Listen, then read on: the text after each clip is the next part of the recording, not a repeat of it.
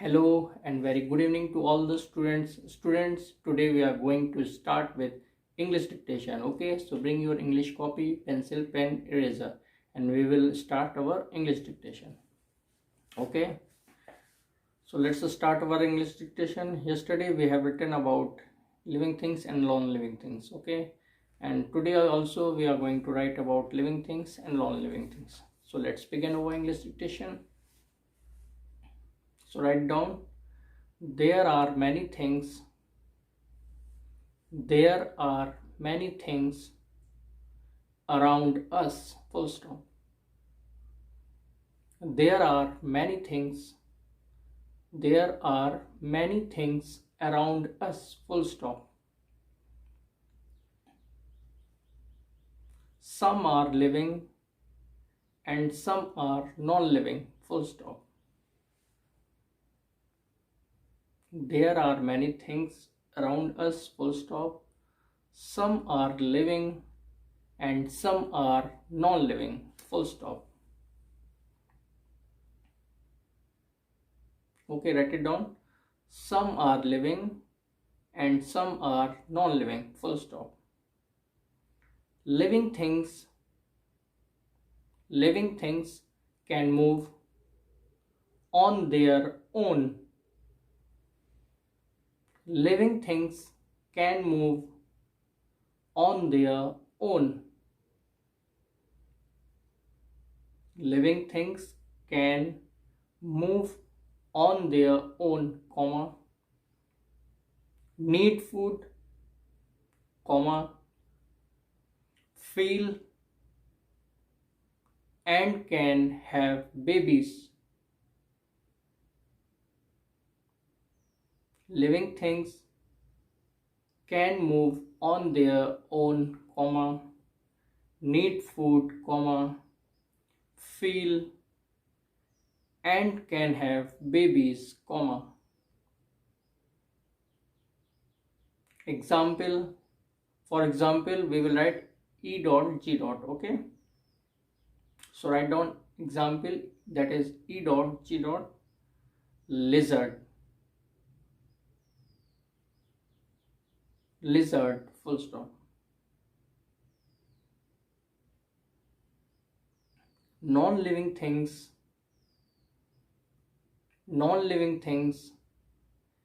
cannot move on their own. Non-living things cannot move on their own, comma, do not need food, comma, do not need food, comma, do not feel and cannot have babies, and cannot have babies, full stop. Example, again for example we will write E dot G dot, okay? So write it down. Example, plastic spoon, comma, chair, comma, ball,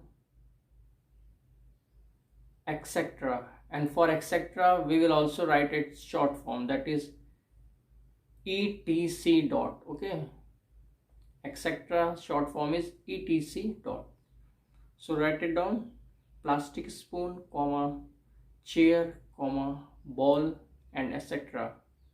And you don't write and, okay? Write ball, etc, etc, that is. Now we will tell you our paragraph. There are many things around us, full stop.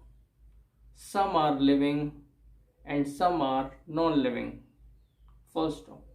Living things can move on their own, comma, need food, comma, feel and can have babies, comma.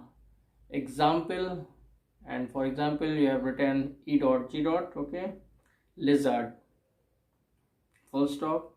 Non-living things cannot move on their own, comma, do not need food, comma, do not feel and cannot have babies.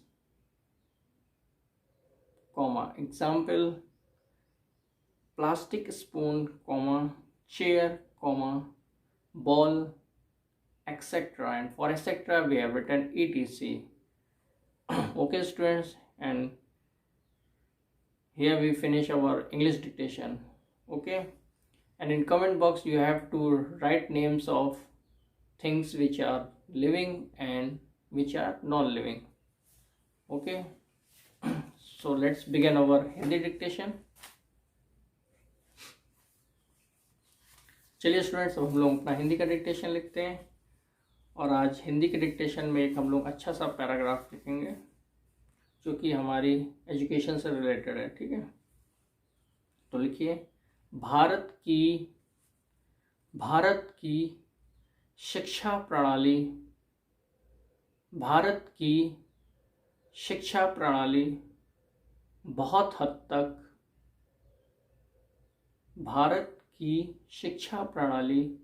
बहुत हद तक England की शिक्षा प्रणाली के अनुरूप है। पूर्ण विराम। भारत की शिक्षा प्रणाली बहुत हद तक इंग्लैंड की शिक्षा प्रणाली के अनुरूप है। पूर्ण विराम।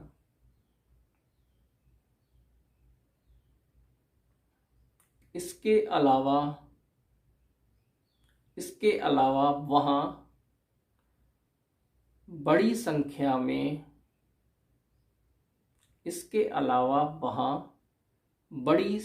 में भारतीय मूल के लोग बसे हुए हैं। पूर्ण विराम। ओके, इसके अलावा वहाँ बड़ी संख्या में भारतीय मूल के लोग बसे हुए हैं। पूर्ण विराम। इसलिए भारतीय लोग अध्ययन के लिए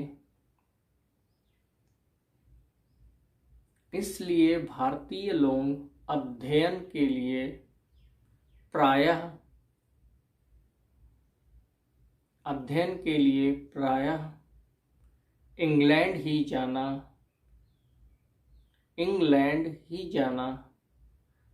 अधिक पसंद करते हैं।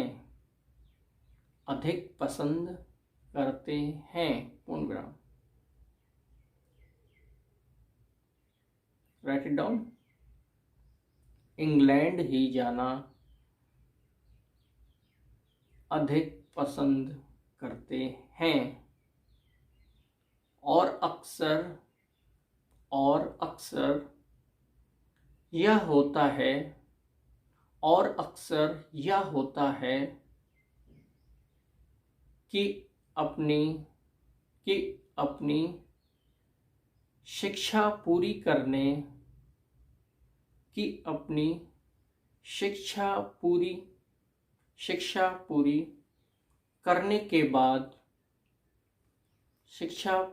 करने के बाद अधिकांश लोग वही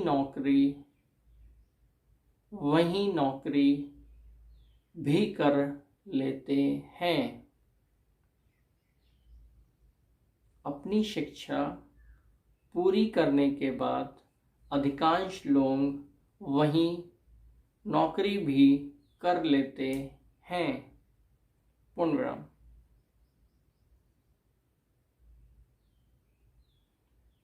और हम लोग आज के हिंदी डिक्टेशन की आखिरी लाइन लिखेंगे। शोध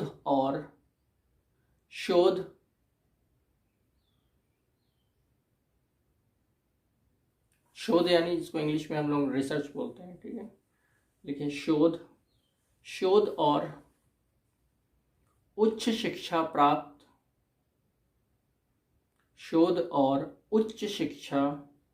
प्राप्त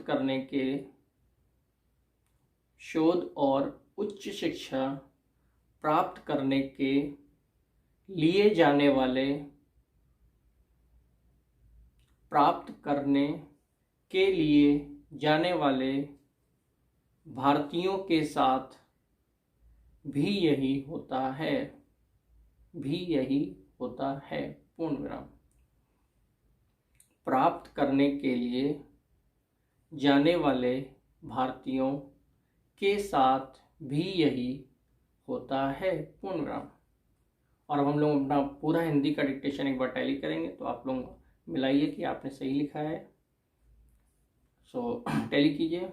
भारत की शिक्षा प्रणाली बहुत हद तक इंग्लैंड की शिक्षा प्रणाली के अनुरूप है, पूर्ण विराम। इसके अलावा वहाँ बड़ी संख्या में भारतीय मूल के लोग बसे हुए हैं, पूर्ण विराम।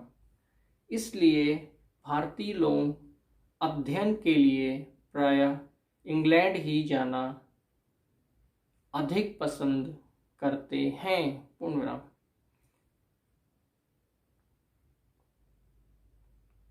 इंग्लैंड ही जाना अधिक पसंद करते हैं। उसके बाद पूर्ण विराम ने बोला था, वो काट दीजिएगा, पूर्ण विराम नहीं, इसको इरेज कर दिए। अधिक पसंद करते हैं, और अक्सर यह होता है कि अपनी शिक्षा पूरी करने के बाद अधिकांश लोग वहीं नौकरी भी कर लेते हैं, पूर्ण विराम। शोध और उच्च शिक्षा प्राप्त करने के लिए जाने वाले भारतीयों के साथ भी यही होता है, पूर्ण विराम। तो हम लोग यहाँ पर अपना हिंदी का भी डिक्टेशन ख़त्म करते हैं, और हमेशा की तरह जो भी हम लोग हिंदी इंग्लिश में लिखते हैं उसको वीडियो के एंड में हम डाल देते हैं, जिससे कि आप लोग अपने डिक्टेशन टैली कर लें, ठीक है। सो स्टूडेंट्स, आप लोग डिक्टेशन लिखें और डिक्टेशन को अपने आप से टैली करें, और जो भी मिस्टेक्स हों उसे एटलीस्ट 5 टाइम्स जरूर लिखें।